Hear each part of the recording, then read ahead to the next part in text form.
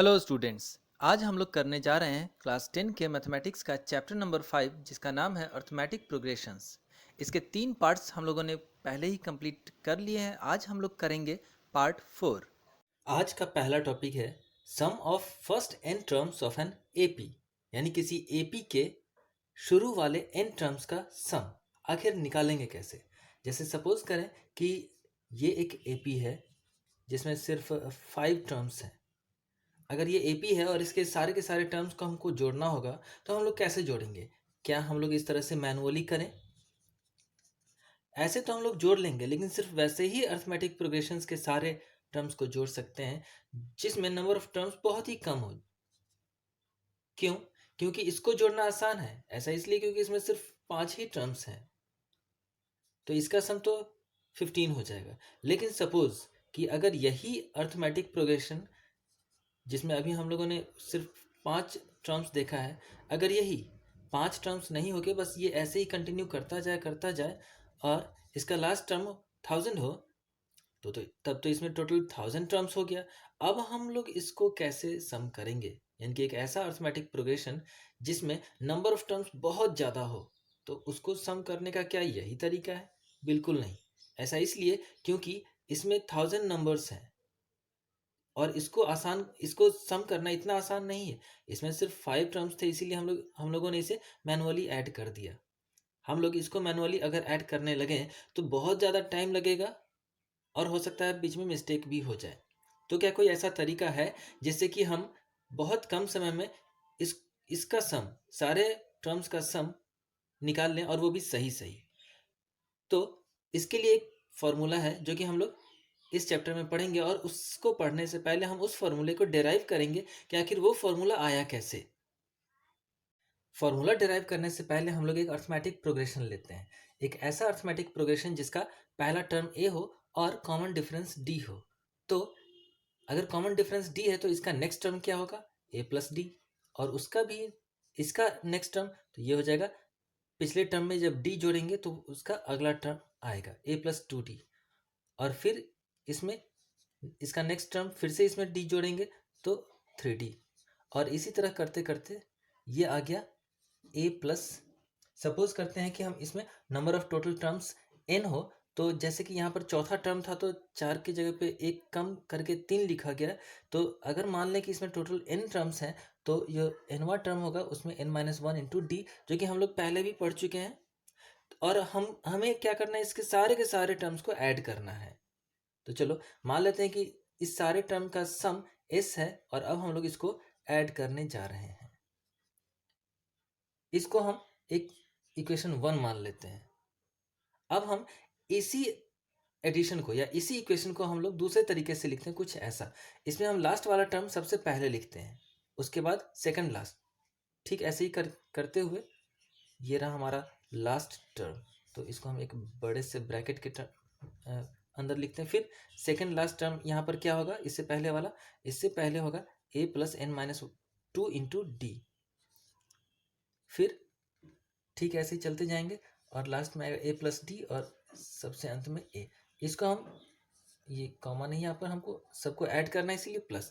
तो यहाँ पर 2 इक्वेशन हो गया। असल में एक ही इक्वेशन था, लेकिन हम लोगों ने इस इक्वल के राइट साइड वाले को पलट के लिख दिया। अब हम क्या करेंगे? दोनों इक्वेशंस को जोड़ेंगे ऑन एडिंग इक्वेशन 1 एंड 2। तो हम यहाँ पर दोनों के दोनों इक्वेशन को ऐड करेंगे। तो चलो ऐड करते हैं। ऐड करने से होगा क्या? ये एस और ये एस 2s हो गया। और इसके पहले टर्म को इसके पहले टर्म के साथ अगर हम लोग ऐड करें तो क्या होगा? ये लाइक टर्म से ए और ए, तो ये जुट जाएगा और ये हो जाएगा 2a और ये n minus one into d. फिर हम लोग क्या करेंगे? ये दूसरा टर्म पहले इक्वेशन का और दूसरे इक्वेशन का भी दूसरा टर्म, तो जो लाइक टर्म्स है उसको हम लोग ऐड कर देंगे। जैसे कि ये ए और ए लाइक टर्म्स है, तो ए और ए जुट के हो जाएगा 2a प्लस ये n माइनस टू है डी के अंदर, मतलब ब्रैकेट के अंदर, और यहाँ पर सिंपली डी है, तो ये भी डी वाला टर्म है, ये भी डी वाला टर्म है। तो n माइनस टू और यहाँ पर डी के आगे कोफिशिएंट है 1, तो n माइनस टू और 1 को प्लस करेंगे तो ये हो जाएगा n minus one into D. यहाँ पर तो तीसरा टर्म है नहीं, तो अब हम लोग चलते हैं सीधे लास्ट वाले टर्म को ऐड करते हैं। ये रहा पहले इक्वेशन का लास्ट टर्म और ये रहा दूसरे इक्वेशन का लास्ट टर्म। तो ए और ए फिर से लाइक टर्म है, तो इसको जब हम लोग जोड़ेंगे तो ये हो जाएगा 2a और यहाँ पर बचा n-1 इंटू डी। अगर हम इस एडिशन को ध्यान से देखें या यूं कहें कि इस एडिशन के हर टर्म्स को ध्यान से देखें तो सारा का सारा टर्म सिमिलर है। जैसे अगर हम पहले ब्रैकेट की बात करें तो ये है 2a plus n-1 into D. दूसरा ब्रैकेट ये भी 2a plus n-1 into d. और ठीक वैसे ही लास्ट वाला टर्म भी 2a plus n-1 into D. ये तो सारा का सारा सिमिलर है। तो इसको ऐड करने के बाद हमारा आंसर क्या होगा? तो अगर हम सबको ऐड करें तो ये चूंकि सेम टर्म है और वो भी कितना बार लिखा हुआ है, ये टोटल n टाइम्स लिखा हुआ है, तो ये हो जाएगा n इंटू दिस टर्म। तो चलो इसको ऐड करना तो काफ़ी आसान था क्योंकि सारे के सारे एक ही जैसे टर्म्स थे। अब हमें s निकालना है, 2 को हम राइट साइड कर देते हैं तो ये हो जाएगा n/2 और ये हो गया 2a plus n-1 into D. तो यही एक फॉर्मूला है जिसके अनुसार हम लोग बहुत ही आसानी से किसी भी अर्थमेटिक प्रोग्रेशन के n टर्म्स को आसानी से ऐड कर सकते हैं। और ये किसी भी अर्थमेटिक प्रोग्रेशन के लिए सही है, चाहे कॉमन डिफरेंस 1 हो या 2 हो या 50 हो या 100 हो, या इसके अलावा अगर पहला जो टर्म है फर्स्ट टर्म वो पॉजिटिव हो या नेगेटिव हो, इससे कोई फर्क नहीं पड़ता। ये किसी भी अर्थमेटिक प्रोग्रेशन के लिए अगर हमें उसमें n टर्म्स का सम निकालना हो तो हम लोग इस फॉर्मूले का इस्तेमाल करके उसका सम निकाल सकते हैं। इसी फॉर्मूले को अगर हम ध्यान से देखें तो ये जो फॉर्मूला है 2a plus n-1 into D, इसमें हम 2a की जगह पर a प्लस a कर लेते हैं, a प्लस a, और ये जो सेकंड टर्म था n-1 इंटू डी इसको भी लिख लेते हैं। अब ये a plus n minus D ये क्या है? असल में ये nth टर्म है। तो इसको लिखने का एक और तरीका है, यानी कि हम इसको ऐसे भी लिख सकते हैं a, ये वाला a, और ये तो टोटल क्या है, ये nth टर्म है, तो हम इसको a n लिखते हैं। तो s is equal to n upon 2 into a plus a n. इसी फॉर्मूले का एक डिफरेंट फॉर्म है, यानी कि ये दोनों के दोनों फॉर्मूला है सेम लेकिन रूप अलग अलग है। तो हम इन दोनों में से किसी भी फॉर्मूले का इस्तेमाल करके किसी भी अर्थमेटिक प्रोग्रेशन के n टर्म्स का सम आसानी से निकाल सकते हैं। तो इस फॉर्मूले के आधार पे हम लोग एक क्वेश्चन को सॉल्व करने जा रहे हैं। सवाल है find sum of 2 7 12 17 dot dot to 19 terms. यानी कि इस अर्थमेटिक प्रोग्रेशन में जिसका पहला टर्म 2 और कॉमन डिफरेंस 7 माइनस 2 5 हो गया, इसके 19 टर्म्स का सम फाइंड आउट करना है। तो सबसे पहले इसमें कौन कौन सी जानकारी है उसको हम लोग यहाँ पर नोट डाउन कर लेते हैं। तो फर्स्ट टर्म है 2, साथ ही साथ कॉमन डिफरेंस है 7 माइनस 2 हो गया 5, और नंबर ऑफ टर्म्स कितने हैं तो यहाँ पर दिया हुआ है 19 टर्म्स को ऐड करना है। तो चलो ये हो गया 19, ये n है। अब हम लोग क्या करेंगे, सम वाले फॉर्मूले से इसको हम लोग ऐड करेंगे। तो हमारा फॉर्मूला क्या था, s is equal to n upon 2 into 2a plus n-1 into d. अब हम इस फॉर्मूले में सारे के सारे वैल्यूज पुट करेंगे। तो n के जगह पे 19, ये हो गया 19 अपॉन 2, 2 और a के बीच में मल्टीप्लाई है और a का वैल्यू है 2, प्लस n के जगह पे 19 माइनस 1 और d के बदले 5। सारे के सारे वैल्यूज पुट हो चुके हैं। अब हमें बस इसे सिंप्लीफाई करना है। 2 2 जा 4 प्लस 19 माइनस 1 हो गया 18 मल्टीप्लाइड बाई 5, और ये हुआ 19 upon 2, 4 plus 90, and this gives us 19 upon 2 into 94। ये 2 और 94 कैंसिल हो जाएगा और इस तरह से ये कुछ ऐसा नंबर आया 19 इंटू 47, और जब हम लोग दोनों को मल्टीप्लाई करेंगे तो हमारा आंसर आएगा 893।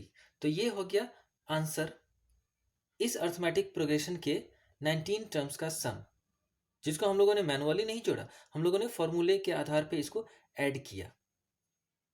हमारा अगला सवाल है find sum of 7 plus 10 whole 1/2 plus 14 plus dot dot 84। हमें इसको सम करना है। तो सबसे पहले तो हम लोग ये चेक कर लेते हैं क्या ये अर्थमेटिक प्रोग्रेशन है। तो ये 10.5 है। 10.5 में से 7 को अगर हम लोग सब्ट्रैक्ट करते हैं तो 3.5 बचता है, और 14 में से अगर 10.5 सब्ट्रैक्ट करेंगे तो फिर से 3.5 बचेगा। इसका मतलब कि दोनों बार सब्ट्रैक्ट करने पर कॉमन डिफरेंस सेम आया, यानी कि ये एक अर्थमेटिक प्रोग्रेशन है। अब हम लोग इसको ऐड करने जा रहे हैं। तो ऐड करने के लिए इसमें हमें कौन कौन सी जानकारी यहाँ पर दी हुई है। तो फर्स्ट टर्म 7 है, कॉमन डिफरेंस 10.5 में से 7 को जब सब्ट्रैक्ट करेंगे तो 3.5 बचेगा। और इस बार हमें नंबर ऑफ टर्म्स नहीं दिया है कि 10 टर्म तक ऐड करो या फिर 15 टर्म्स तक ऐड करो। हमें यहाँ पर सिर्फ लास्ट वाला टर्म दे दिया गया, यानी कि ए एन हमें मालूम है 84। और जब हम लोग फॉर्मूला अप्लाई करते हैं, सम वाला फॉर्मूला, तो उसमें तो एन होता है, s is equal to n upon 2 into 2a plus n minus 1 into d. और इसमें तो हमें ये एन पता ही नहीं है, तो अब हम इस फॉर्मूले को अप्लाई कैसे कर सकते हैं। तो उससे पहले हमें एन का वैल्यू फाइंड आउट करना पड़ेगा। कैसे? तो पिछले चैप्टर में, यानी कि पिछले वीडियो में हम लोगों ने जो फॉर्मूला पढ़ा था, a n is equal to a plus n minus 1 into d. इस फॉर्मूले के आधार पे सबसे पहले हम लोग n फाइंड आउट करेंगे, और जब n फाइंड आउट हो जाएगा तो उस n का वैल्यू इस सम वाले फॉर्मूला में पुट करके तब हम सम निकालेंगे। तो चलो पहले इस फॉर्मूले का इस्तेमाल करते हैं। ए एन यहाँ पर दिया हुआ है 84, तो ये हुआ 84। a का वैल्यू 7 है, प्लस n हमें पता नहीं, और d की जगह पर 3.5। और इस मिक्स्ड फ्रैक्शन को जब हम लोग प्रॉपर फ्रैक्शन में चेंज करेंगे तो ये हो जाएगा 7/2। अब 7 जब लेफ्ट साइड आया तो 84 माइनस 7, ये हो गया n minus 1 into 7/2। This implies 77 is equal to n minus 1। और यहाँ से ये सॉल्व होते हुए कुछ इस तरह का हो गया। 7 और 77 ये 11 टाइम्स में कैंसिल हो गया। 11 टू जा 22, और माइनस 1 इधर आया तो ये हो गया 23, यानी कि n का वैल्यू हो गया 23। चलो n का वैल्यू तो अब पता हो गया। अब हम क्या करेंगे, इस n का वैल्यू सम वाले फॉर्मूले में रखेंगे और हम सम निकालेंगे। तो n के बदले में रखेंगे 23 बटे में 2, और a के बदले में 7 प्लस। और वैसे हम लोग एक तो दूसरे फॉर्मूले का भी इस्तेमाल कर सकते हैं। इसके अलावा एक और फॉर्मूला जो हम लोगों ने पढ़ा था, तो वो दूसरा वाला फॉर्मूला क्या था? दूसरा वाला फॉर्मूला था n/2 into a plus a N. ये यहाँ पर आसान होगा, इसमें हमें ज़्यादा कैलकुलेट करने की ज़रूरत नहीं होगी। तो n जैसा कि यहाँ पर अभी अभी हम लोगों ने निकाला 23, तो ये हम 23 यहाँ पर रखेंगे, और a का वैल्यू है 7 और ए एन 84। अब हम लोग क्या करेंगे, बस इस दोनों नंबर को जोड़ देना है, और उसके बाद ये हो गया 91। और अब हम लोग 23 और 91 को मल्टीप्लाई करेंगे, तो ये हो गया 2093/2। अब चूंकि हमारा जो वैसे तो सम हम लोग निकाल चुके हैं, लेकिन चूंकि हमारा जो नंबर ऑफ टर्म्स है ये मिक्स्ड फ्रैक्शन में है, तो इसलिए हम लोग भी कोशिश करेंगे कि अपने आंसर को मिक्स्ड फ्रैक्शन में लाएं। तो चलो इसको जब हम लोग डिवाइड करेंगे तो इसका मिक्स्ड फ्रैक्शन कुछ ऐसा होगा, 1046 होल 1/2। तो ये हो गया इस एपी के सारे टर्म्स का सम।